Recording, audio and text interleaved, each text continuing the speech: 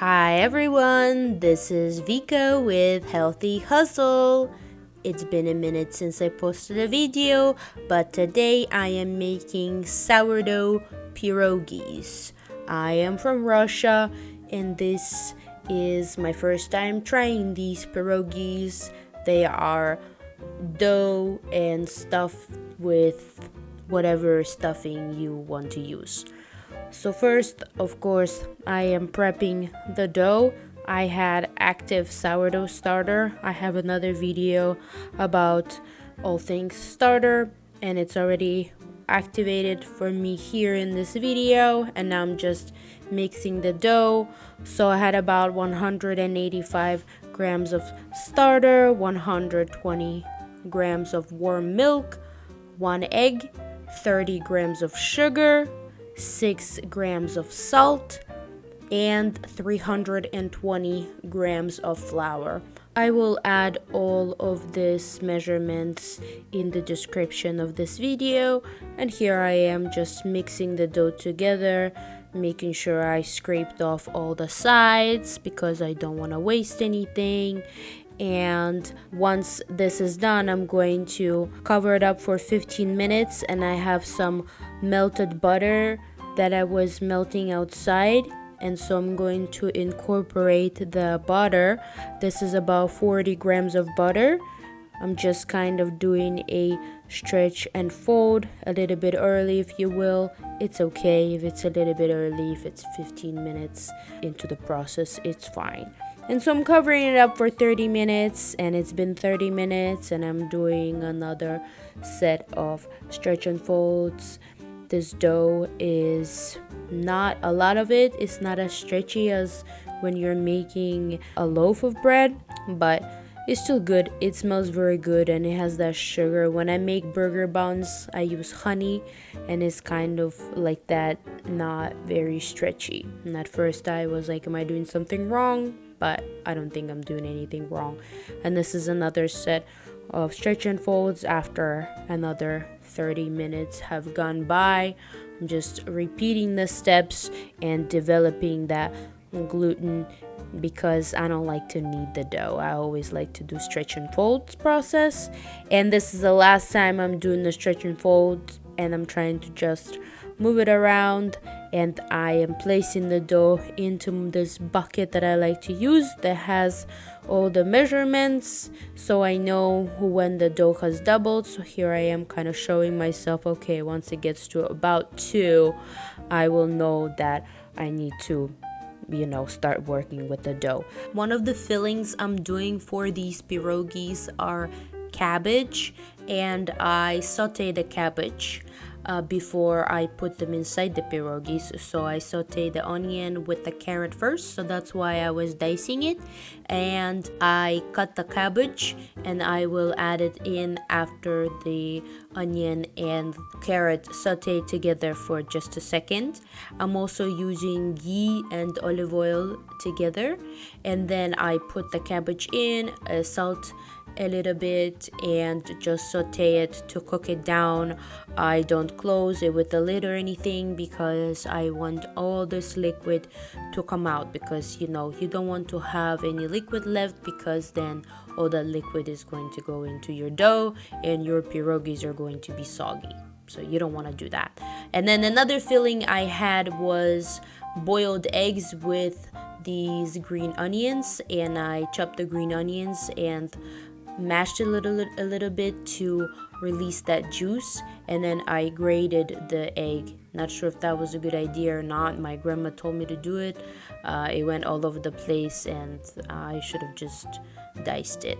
And I put a little bit of salt into it again, and that was my second filling. So I just had 2 fillings, the cabbage and the egg. And the dough is about ready to go. It pretty much doubled, so I can go ahead and begin working with this dough. I am not a pro at making these. I should have made a big sausage looking thing and then divided these dough pieces, but I don't know what I'm doing. And so you can see with this one, it's not even a circle, so that's very hard for me to work width, because if it's not a circle, when you put all your fillings in, it just goes all over the place and it's very hard to close. So they all came out looking a little bit funny because this is my first time doing it, but next time I will definitely be doing something else with it.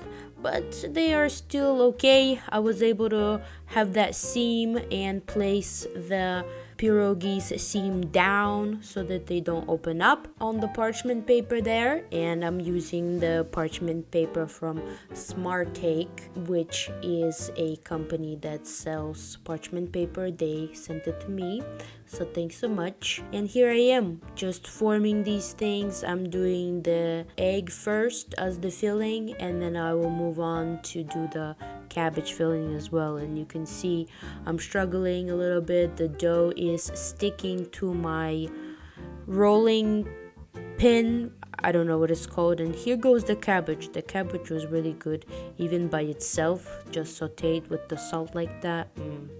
I can have it with some bread, some sourdough, so good.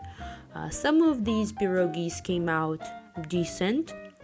I was successful with tucking it all in, but because I think the shape of these, like, look at this one. Why is it so long? It's so long, and I should have folded it in half and then tried to roll it out again, but I was like, you know what, it's gonna be fine. So that's how we do it. I was like, it's just gonna go into your mouth. It doesn't matter how they look, and they still came out really good. This is Russian pierogis. In Russia, they fry them in oil, but we will be baking these bad boys. Another filling that is very popular in Russia is mashed potatoes inside these pierogis, but I didn't feel like doing that because it's carby enough with the dough. So I decided to skip the potatoes, although maybe one day I will be feeling up for it, because it's another step you need to do. You need to do the mashed potatoes and let them cool and mash and all that stuff. So, but yeah, I had 2 pans, 2 trays that I filled up with the pierogis. I don't know how many of each there were, but I am covering them up for about 1.5 hours to 2 hours, and then I set the oven to 375 degrees, and then I made a quick egg wash with 1 tablespoon of milk and an egg, and then I mixed all that, brushed the pierogis, and put some sesame seeds, which is very optional, and then I baked them for about 25 minutes in the oven at 375, and they came out really nice looking.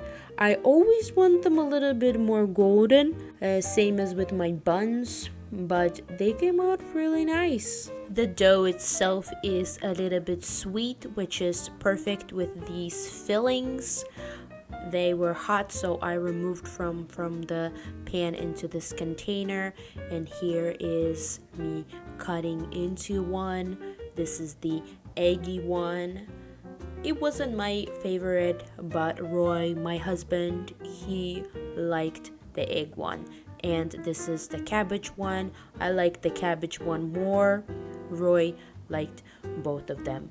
They were good. Last time I made a pie, and the pie itself just was too much dough. I didn't measure the dough, but here I made sure they were about 55 grams each dough piece, and so that way there was not too much dough, So thanks so much for watching. I'll see you next time.